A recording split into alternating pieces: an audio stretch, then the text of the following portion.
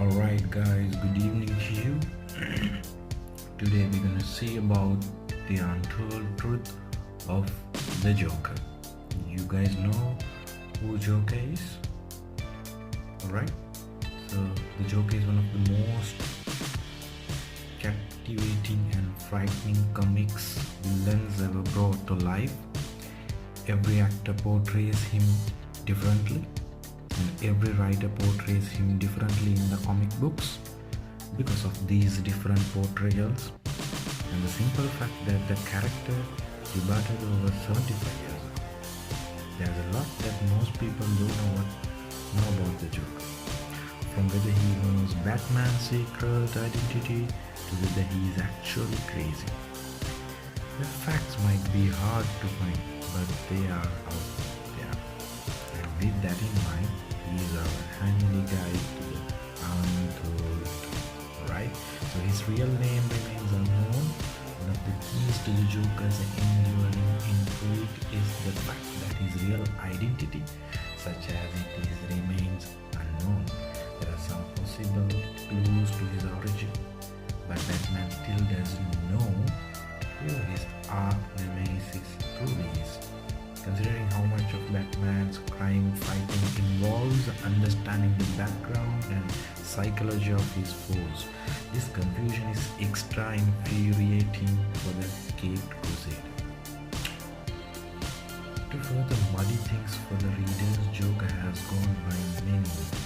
His alleged origin story has been named Simply Jack, while the Joker himself has used aliases as obscure as Oberon Sexton to as obvious as Joker.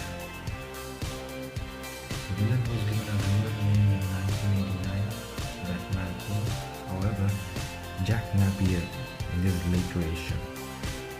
Joker is a gang thug before being transformed into Batman. Mask of the Fantasy movie copied this to some extent.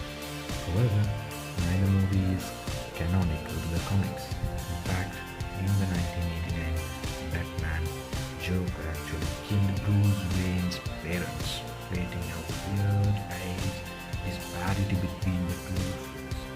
His origins also unknown.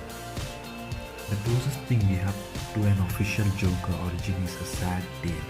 He shares his Alan Moore's famous The Killing Joke comic. In that story, Joker describes himself as a husband to a pregnant wife.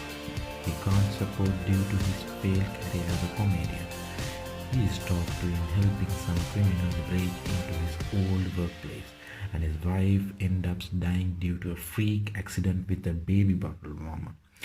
But Joker still helps the criminals and they convince him to wear a red hood mask during the robbery. Batman foils their crime, and a seriously spooked Joker ends up falling in a vat of criminals, which transforms him into the familiar clown. It's a pretty captivating stuff, right? It's also probably a complete lie. As the Joker says in the same story, sometimes he remembers his past one way and sometimes another. Because if he is going to have a past, it may as well be multiple choice. This is echoed by later Batman stories that tell the origin differently. In one story, Batman remembers Joker as a simple thug with no wife. In another, he is the leader of an anarchic group known as the Red Hood Gang. And of course, this past as multiple choice was echoed in the Dark Knight movie, as Heath Ledger's Joker tells different stories about how he got his scars. He may have been Batman's first foe, not content to merely tell awesome new adventures about the Caped Crusader. DC Comics writer Scott Snyder has also made powerful changes to Batman's origin and mythology.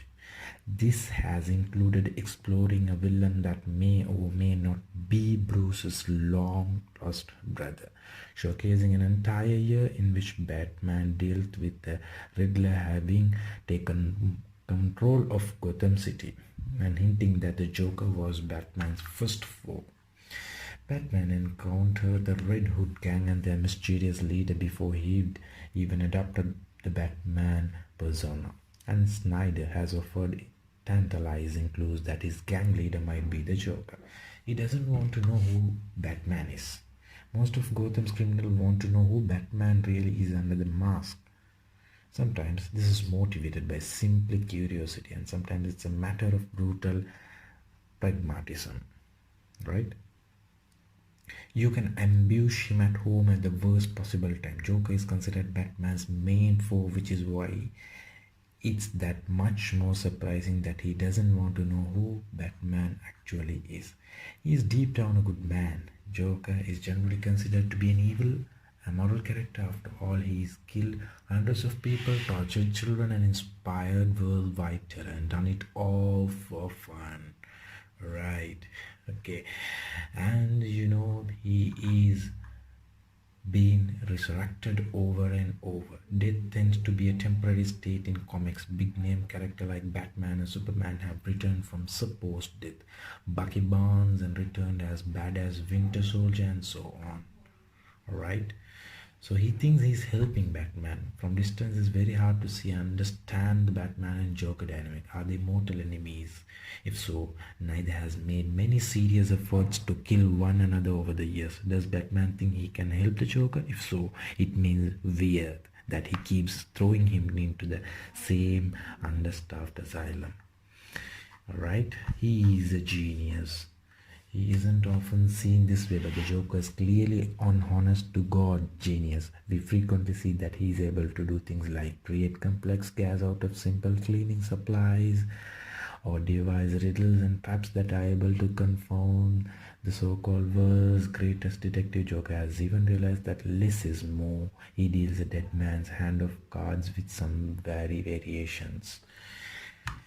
This is likely Joker isn't actually crazy. Grant Morrison first wrote in Arkham Asylum, right? The Joker can reinvent himself to be the Dark Knight's equal, right? So today we saw about Joker.